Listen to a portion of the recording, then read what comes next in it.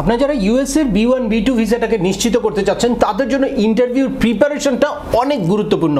অর্থাৎ সঠিকভাবে ইন্টারভিউর প্রিপারেশন যদি আপনি নিতে পারেন বা সঠিকভাবে আপনার ইন্টারভিউটা যদি দিতে পারেন, তাহলে আপনার কোনো ডকুমেন্ট ছাড়া বা কোনো ব্যাংক ব্যালেন্স ছাড়া আপনার প্রিভিয়াস খুব অল্প ট্রাভেল হিস্ট্রি নিয়েও কিন্তু আপনি ইউএসএ ভিজিট করতে পারবেন বা ইউএসএর ভিসাটা নিশ্চিত করতে পারেন। স্পেশালি তিনটা কমন প্রশ্ন করে ইউএস এমবাসি ঢাকা, যেই তিনটা কমন প্রশ্নের আনসার আপনি যদি দিতে পারেন তাহলে নিশ্চিত হতে পারে আপনার এই ইউএসএর B1 B2 ভিসা। তাই আজকে আপনাদের সাথে আলোচনা করব ইউএসএ কমন কোন তিনটা প্রশ্ন করে বা ইন্টারভিউতে ওভারঅল কি ধরনের কোশ্চেন করতে পারে, কিভাবে সেটার আনসার দিলে আপনার ভিসাটা নিশ্চিত হতে পারে।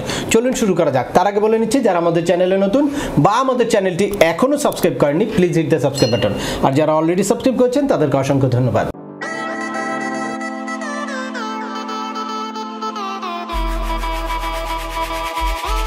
Welcome back. আপনাদের সাথে আছি আমি সিএম আমিনুল বাহার। আমাদের এই চ্যানেলে ইউএসএ, কানাডা, অস্ট্রেলিয়া, ইউকে সহ ইউরোপের বিভিন্ন দেশের ভিজিট, পড়াশোনা, ওয়ার্ক পারমিট এবং মাইগ্রেশন সংক্রান্ত বেশ কিছু আপডেটেড ইনফরমেশন আছে। আপনারা যারা যেই টপিক্সে ইন্টারেস্টেড দয়া করে ওই রিলেটেড সকল ভিডিওগুলো দেখবেন। এরপর ছোটোখাটো প্রশ্ন থাকলে ভিডিওর নিচে কমেন্টস করবেন। আর তারপরেও একান্ত কোনো ব্যক্তিগত পরামর্শ বা আমাদের কোনো সার্ভিস নিতে চাইলে ডিসক্রিপশনে থাকা হোয়াটসঅ্যাপ নাম্বারে অ্যাপয়েন্টমেন্ট বুক করে সরাসরি যোগাযোগ করতে পারেন।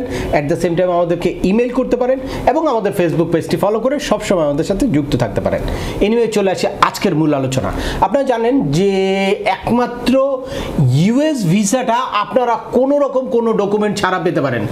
আদার্স অন্যান্য কান্ট্রির মধ্যে আপনি একটা থাইল্যান্ডের ভিসা নিতে গেলেও আপনার কি করতে হবে, ব্যাংক স্টেটমেন্ট দিতে হবে, ট্রেড লাইসেন্স দিতে হবে, তারপর আপনার ওই এনওসি দিতে হবে কোম্পানি থেকে, ভিজিটিং কার্ড দিতে হবে, ছবি দিতে হবে, নানান কিছু ইস্যু আছে। এবং ওই সব কিছু দেওয়ার পরেও থাইল্যান্ডও কিন্তু ভিসাটা রিফিউজ করে। বাট ফার্স্ট ওয়ার্ল্ডের একদম ফার্স্ট কান্ট্রি ইউএসএ কিন্তু কোনো রকম কোনো ডকুমেন্ট ছাড়াই আপনাকে ভিসা দিতে পারে। অর্থাৎ আপনার ব্যাংকে হিউজ মানে ফাইন্যান্সিয়াল সলভেন্সি আছে বা হিউজ অ্যামাউন্ট ব্যালেন্স আছে বা আপনার অনেক প্রপার্টি আছে, এগুলা দেখানোটা জরুরি না ইউএস ভিসা পাওয়ার ক্ষেত্রে।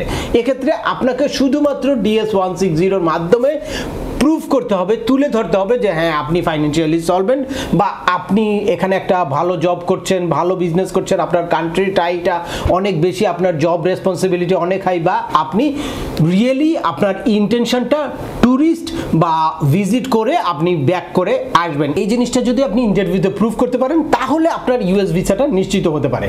তো এখন আপনি এই ভিসার ইন্টারভিউতে গেলে, ইন্টারভিউ প্রিপারেশন রিলেটেড আগেও আমার অনেকগুলো ভিডিও আছে, আপনারা সেইগুলো দেখবেন।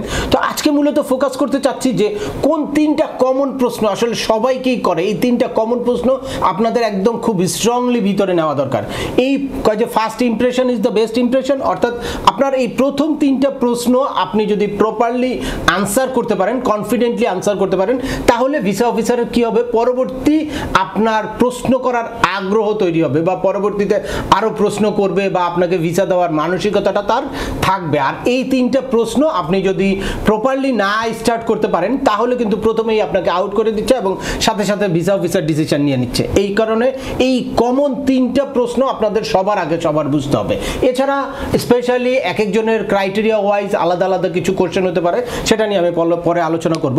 তো এই কমন তিনটা প্রশ্নের মধ্যে প্রথমেই হচ্ছে what is the purpose of your visit, অর্থাৎ কেন আপনি ভিজিট করতে যাবেন। এক্ষেত্রে অনেকেই কনফিউজ থাকে যে আমি কি বাংলায় দিব না ইংলিশে দিব। এটা আপনি যেভাবে স্বাচ্ছন্দ্য বোধ করেন, কারণ ভিজিট ভিসার ক্ষেত্রে কোনো ম্যান্ডেটরি ইস্যু নাই যে আপনাকে ইংলিশেই দিতে হবে বা বাংলায় দিলে আপনাকে ভিসা দিবে না, এরকম মনে করার কোনো কারণ নেই। তবে অবশ্যই তারা ইংলিশে যদি আপনি ইন্টারভিউটা দিতে পারেন তাহলে তারা একটু ডিফারেন্ট কিছু থিঙ্ক করে। তো সেইটা যদি আপনি কনফিডেন্টলি বলতে পারেন ওয়েল, আদারওয়াইজ দরকার নেই, আপনি বাংলাতেই কথা বলবেন, কোনো সমস্যা নেই। এখন আপনাকে জিজ্ঞেস করলো যে কেন আপনি ইউএসএ ভিজিট করতে যাবেন, তো সেক্ষেত্রে আপনাকে খুব কনফিডেন্টলি আনসারটা দিতে হবে যে আমি যদি আপনার মানে পারপাসটা ট্যুরিস্ট থাকে তাহলে আপনি বলবেন যে আমি ঘুরতে যাব, আমার ড্রিম কান্ট্রি ইউএসএ, আমি অনেক দিন ধরে চিন্তা করছি যে ইউএসএতে যাব কিন্তু সময় সুযোগ পাচ্ছি না, আমার বিজনেস বা জব রেসপন্সিবিলিটির কারণে এই মুহূর্তে আমি সময় পেয়েছি, এখন আমি এই টাইমটাতে যাব। এইভাবে আপনি পারপাসটা ক্লিয়ার করতে পারেন। আর এরপরে যদি আপনার কোনো ফ্যামিলি থাকে, বাবা মা ভাই বোন মানে হাজব্যান্ড ওয়াইফ এরকম কোনো রিলেটিভ বা ফ্রেন্ড সার্কেল কিছু থাকে, তাদের সাথে যদি খুব স্ট্রং বন্ডিংস থাকে তাহলে সেই জিনিসগুলোকে আপনারা ফোকাস করতে পারেন।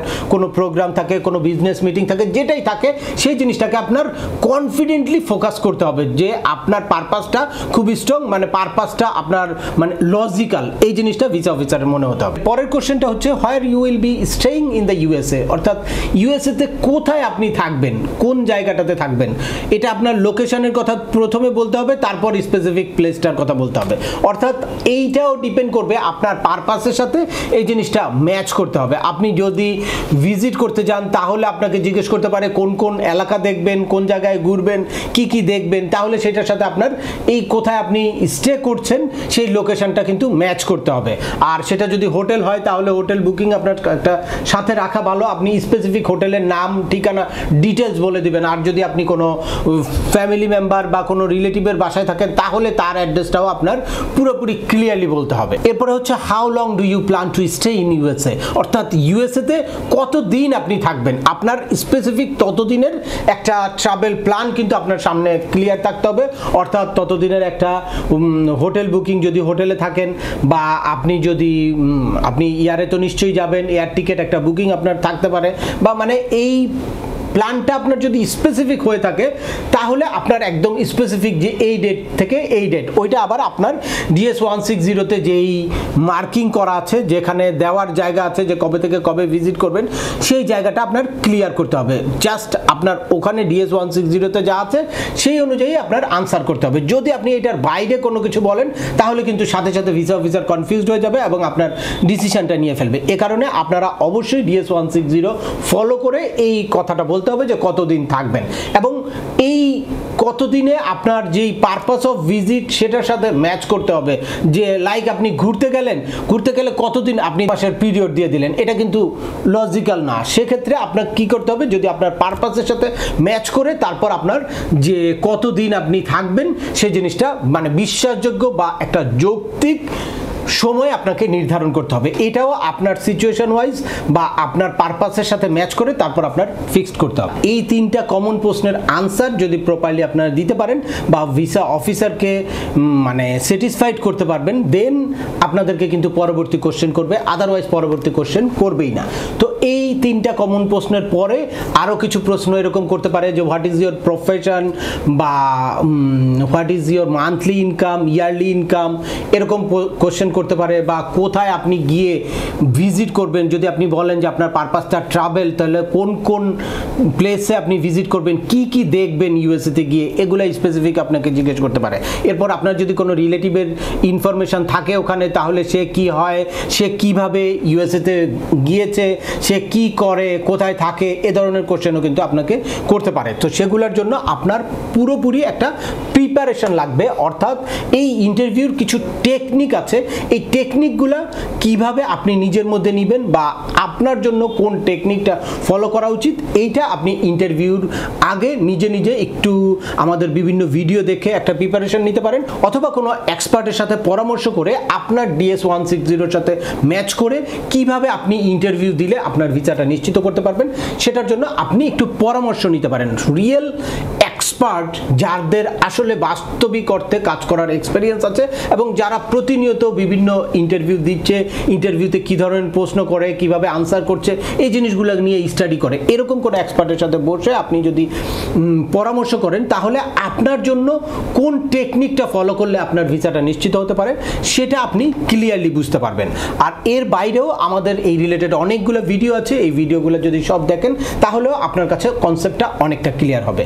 তো আজকের ভিডিওটি এখানেই শেষ করছি। আশা করি এই ভিডিও থেকে ইউএস এমবাসি ঢাকা কোন তিনটা কমন প্রশ্ন করে আর যেই তিনটা কমন প্রশ্নের মাধ্যমে আপনার ভিসার চান্সেসটা অনেক বাড়াতে পারেন সেটার সম্পর্কে একদম ক্লিয়ার একটা ধারণা পেয়েছেন। তারপরেও আপনাদের যদি এই সংক্রান্ত কোনো রকম কোনো প্রশ্ন থাকে অবশ্যই আমাকে কমেন্টস করে জানাবেন। আর ভিডিওটি ভালো লাগলে বা তথ্যবহুল মনে হলে লাইক দিয়ে আপনার বন্ধুদের মাঝে শেয়ার করে দিবেন যাদের এই ইনফরমেশনগুলো অত্যন্ত প্রয়োজন। আবার দেখা হবে নতুন কোনো গুরুত্বপূর্ণ টপিকস নিয়ে। সে পর্যন্ত সবাই ভালো থাকবেন, সুস্থ থাকবেন এবং আমাদের চ্যানেলের সাথেই থাকবেন। আল্লাহ হাফেজ।